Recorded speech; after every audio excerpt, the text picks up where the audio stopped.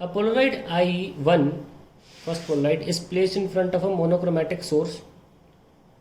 Another Polaroid is placed in front of this Polaroid and is rotated till no light passes. देखते कैसे होता है। ये I0 है, तो ये पहला Polaroid तुमको पता है I0/2 आधी इंटेंसिटी ही फेंक छोड़ेगा। अब दूसरा Polaroid किस एंगल पे रखा जाए कि जीरो इंटेंसिटी आए। ये पहला Polaroid, दूसरा देख लेते हैं। दूसरे Polaroid के बाद की जो इंटेंसिटी होगी कैसे होती है, I previous cos square theta, जो दो Polaroid के बीच का एंगल है। हम चाहते हैं वो हो ही नहीं, इंटेंसिटी चाहिए ही नहीं ना हमको, तो प्रीवियस इंटेंसिटी तो I0/2 है, वो तो जीरो नहीं है, तो cos स्क्वायर थीटा ये तो चला जाएगा नीचे, 0/I0/2 जीरो होता है, is equals to cos square theta. तो cos थीटा जीरो यानी कि थीटा 90 डिग्री, यानी कि दूसरा पोलराइड जो है वो इसके साथ 90 डिग्री का एंगल बना रहा है। तो अब ऐसे पोलराइड्स को बोलते हैं हम क्रॉस्ड पोजीशन में रखे हैं। ठीक है, अभी इंटेंसिटी जीरो है। अब क्या हुआ, वो कह रहे हैं in this case will light emerge, another polaroid 2 is placed in front of this polaroid and rotated till no light passes between 1 and 2। एक लाइन मिस हो गई, क्वेश्चन मैं रीड कर लेता हूँ, उसको जोड़ देंगे यहाँ पे।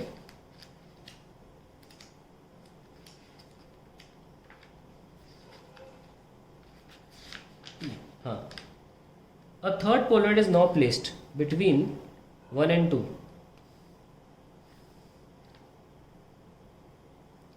A third Polaroid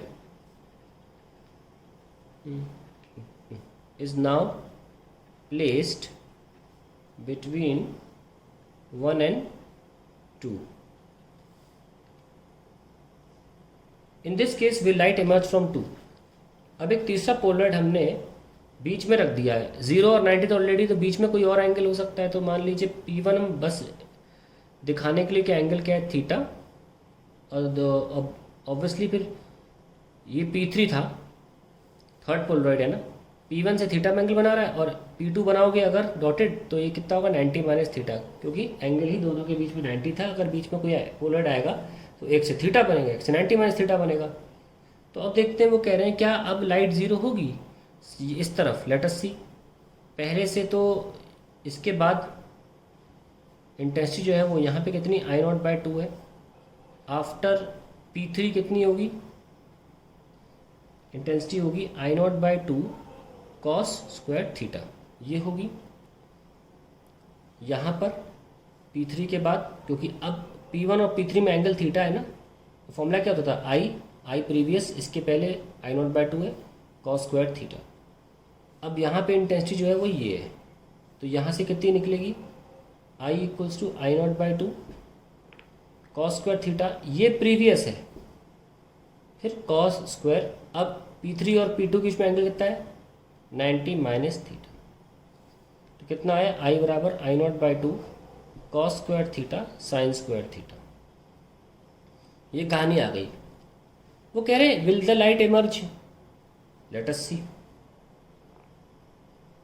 I0/2 हम इसको लिख सकते हैं 4 times sine square theta cos square theta divide by 4, so I will get I0/8, और इसको लिख सकते हैं 2 साइन थीटा cos थीटा का स्क्वायर। इसको फाइनली लिख सकते हैं I0/8 साइन स्क्वायर 2 थीटा ना। देखिए इंटेंसिटी वो कह रहे हैं क्या अब जीरो होगी, लेट अस सी कब जीरो हो सकती है। चलो पुट कर दो जीरो, पता लग जाएगा कब जीरो होगी। अगर I जीरो है तो I0/2 जीरो नहीं हो सकता, क्योंकि स्टार्टिंग में तो इंटेंसिटी जीरो थी नहीं, 8 जीरो के बराबर हो नहीं सकता। तो साइन स्क्वायर 2 थीटा जो है, इसको जीरो का बेड़ा उठाना पड़ेगा। साइन 2 थीटा भी जीरो होगा, 2 थीटा भी जीरो होगा, और थीटा भी जीरो होगा। पर थीटा जीरो नहीं है, क्योंकि P1 और P2 के बीच में जो P3 रखा गया था किसी एंगल पे रखा गया है, थीटा जीरो नहीं है। तो अगर थीटा जीरो नहीं है तो 2 थीटा भी जीरो नहीं है, साइन 2 थीटा भी जीरो नहीं है, साइन स्क्वायर 2 थीटा भी जीरो नहीं है। तो ये इंटेंसिटी अब जीरो नहीं हो सकती। तो बीच में पोलर डालने से इंटेंसिटी जीरो नहीं हो सकती।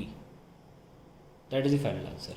सो इसको कंटिन्यू करते हुए हल्का सा एक आइडिया देता हूँ कि अगर एक पोलराइड यहाँ है, एक पोलराइड यहाँ है, ये इंटेंसिटी I0 है, तो यहाँ होगी I0/2, और यहाँ क्या होगी I0 अगर 90 डिग्री पे है तो यहाँ पे इंटेंसिटी जो होगी वो ज़ीरो होगी। पर अगर तीसरा पोलराइड आ गया P3, ये P2 था, ये P1 था, जो P1 से थीटा एंगल बना रहा है और P3 से 90 माइनस थीटा एंगल, तो इंटेंसिटी रट लो I0 by sine square two theta, ये फॉर्मूला होता है, ये रट लीजिए आप, ठीक है, ये फॉर्मूला होता है।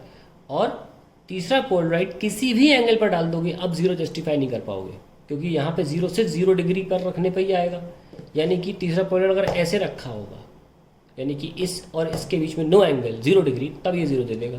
पर ऐसे रखा वो बोला नहीं है, किसी और एंगल पर बिटवीन ऐसे रोटेट करके रखा है।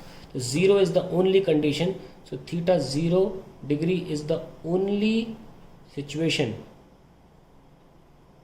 For I equal to 0 after P3, है ना। और theta equal to 0 means P1 is parallel to